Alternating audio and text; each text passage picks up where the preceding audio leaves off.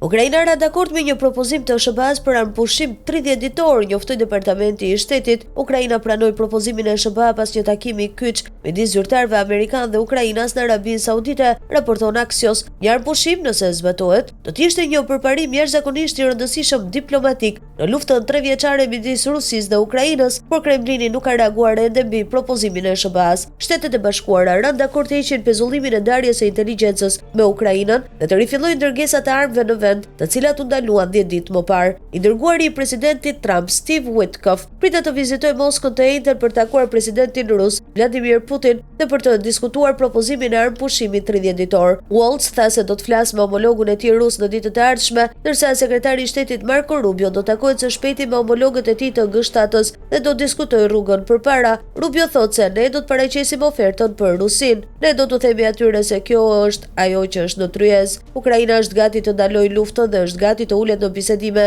dhe pas kësaj do të mbetet atyre që të thonë po ose jo. Tha ai. Në vijim Rubio theksoi, shpresoj që ata të thonë po dhe nëse e bëjnë, atëherë mendoj se kemi bërë përparim të madh. Deklarata e SBA Ukrainë thekson se armëpushimi ishte subjekt i marrëveshjes dhe mund të zgjatet për 30 ditëve me marrëveshje reciproke midis Kievit dhe Moskës. Shtetet e Bashkuara do t'i komunikojnë Rusisë se reciprociteti rus është çelësi për arritjen e paqes, thuhet në deklaratë. SBA u angazhua gjithashtu për të ngritur propozimet e diskutuara me Ukrainën me rusët, ndërsa pala ukrainase përsëritjes se partnerët evropianë do të përfshihen në procesin e paqes, thuhet në deklaratë. Delegacioni i SBA-s udhëhiqej nga sekretari i shtetit Marco Rubio dhe këshilltari i sigurisë kombëtare Mike Waltz. Delegacioni i Ukrainës drejtohej nga shefi i kabinetit të presidentit Volodymyr Zelensky, Andrei Yermak. Morën pjesë gjithashtu ministrat e jashtëm dhe të mbrojtjes së Ukrainës. Sipas deklaratës së përbashkët, SBA dhe Ukraina ranë gjithashtu dakord të përfundojnë sa më shpejt jetë e mundur një marrëveshje gjithëpërfshirëse për zhvillimin e burimeve minerale kritike të Ukrainës. Nuk ishte menjëherë e qartë nëse kjo do të thotë se vendet do të nënshkruajnë marrëveshjen që tashmë është negociuar